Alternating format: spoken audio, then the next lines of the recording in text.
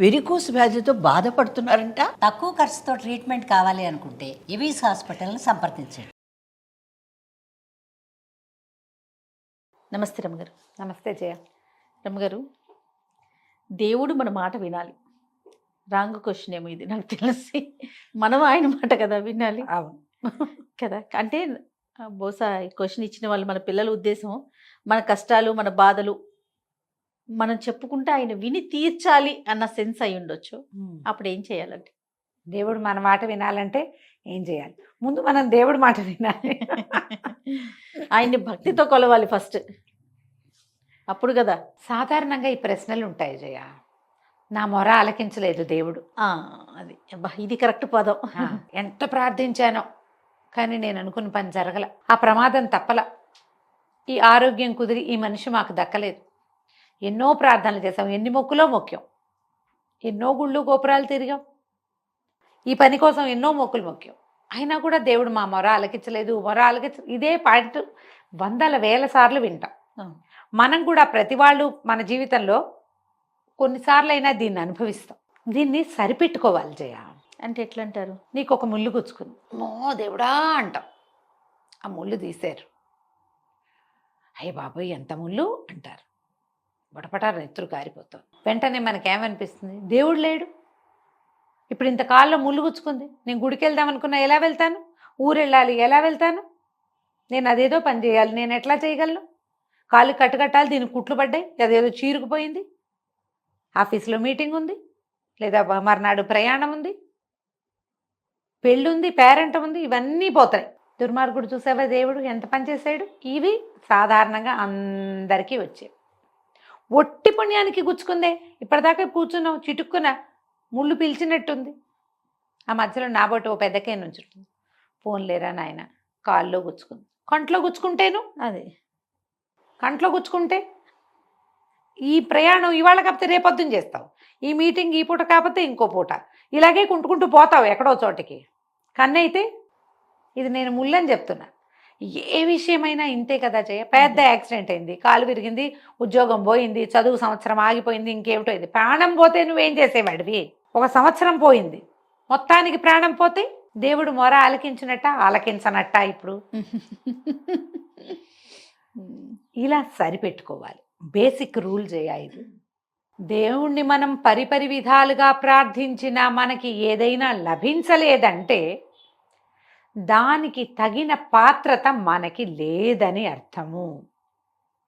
నువ్వు రాసుకొచ్చుకోలా, దాన్ని మోసుకొచ్చుకోలా, దానికి సరిపడా నీ దగ్గర లేదు, అందుకే నీకు ఇవ్వాల.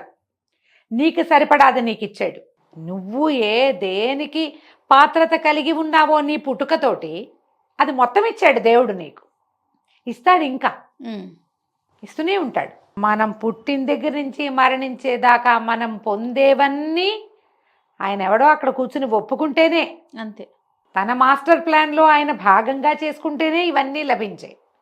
ఆయన వద్దనుకున్నా కాదనుకున్నా లేదన్నా లేనట్టే.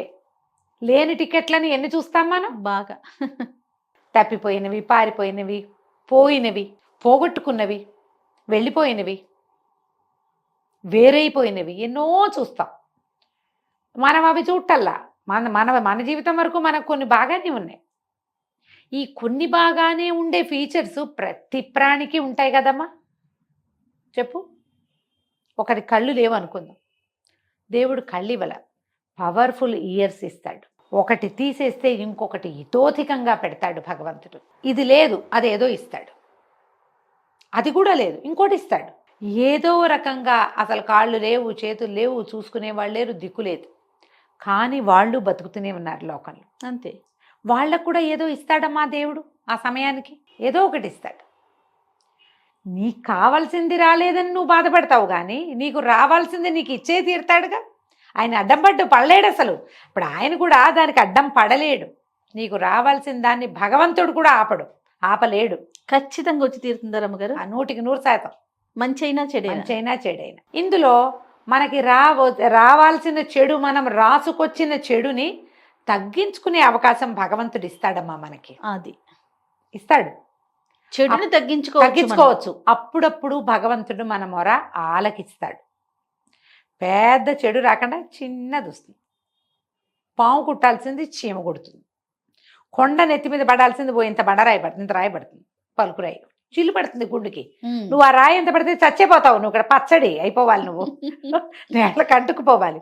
గుండుకు చిల్లు పడి 3 కుట్లో 6 కుట్లో పడతాయి. 3 రోజులు కోమాలో ఉండి 4 రోజులు హాస్పిటల్లో ఉండి తర్వాత ఎప్పుడు బయటకు వస్తాం. బద్దదే పడి ఉంటే. జై హింద్. ఈ మార్పుకి మనం ఏం చెయ్యాలి? ఇది మనం అడగాల్సిన ప్రశ్న. అదే కదా. మన మొర భగవంతుడు ఆలకించాలంటే మనం ఏం చేయాలి? ప్రార్థన, సహాయం, ఈ 2 మార్గాలు. ఏది లభించినా దేవుడా నీ వల్ల ఇది నాకు లభించిందని నమ్మాలి. నువ్వు ఉన్నావని నమ్మాలి. భగవంతుడు అనేవాడు ఒకడున్నాడు. తెల్లవారి నిద్ర లేచి ఒక దండం, ఒక ముద్ద అన్నం తింటూ ఒక నమస్కారం, ఓ 10 రూపాయలు వస్తే ఓ నమస్కారం, ఇది అవసరం. ప్రార్థన మొదటిది. రెండోది సహాయం. నీ వల్ల అయిన మాట సాయమో, పని సాయమో, డబ్బు సాయమో, చేతి సాయమో ఏదో ఒకటి చెయ్యి. నువ్వు చేసిన సహాయం నీ మీద పడే పెద్ద కొండని ఆపి చిన్న పలుకురాయిని పడేలాగా చేస్తుంది. సాధారణంగా చెప్తారు, ప్రార్థించే పెదవుల కంటే సాయం చేసే చేతులు గొప్పవి. కానీ సాయం చేసే చేతులున్న ప్రతివాడు ప్రార్థించే పెదవిని ఉంచుకుని తీరాలంటాను నేను. ప్రార్థించాలి వాడు. నువ్వు సహాయం చెయ్యి, నేను చెయ్యొద్దంటలేదుగా. దాంతోపాటు ప్రార్థన మాత్రం ఎందుకు చేయకూడదు నువ్వు? అదే కదా. ఒట్టి ప్రార్థన చేసి ఉండిపోవద్దు. ఇది చేసి అది చేయమంటున్నా. సహాయంతో పాటు ప్రార్థన కూడా చెయ్యి. ప్రార్థనతో పాటు సహాయం కూడా చెయ్యాల్సిందే. నువ్వు చేసి తీరాలి సాయం. పెద్ద ప్రార్థన వాడిలాగా గంటల తరబడి కాకపోతే ఒట్టిగా నామం, దేవుడి నామం, భగవంతుడు ఉన్నాడని నమ్మి ప్రవర్తించు, అది చాలుగా. అప్పుడు నీ మొర ఆలకిస్తాడు దేవుడు. మన మాట వింటాడు. విని వస్తాడో ఎవరినైనా పంపిస్తాడు, ఏదైనా ఒక సహాయం అందేలాగా చేస్తాడు. మనకు అది ఇంపార్టెంట్ కదా జయ? మరి అదే ఇంపార్టెంట్ రమ్మగారు.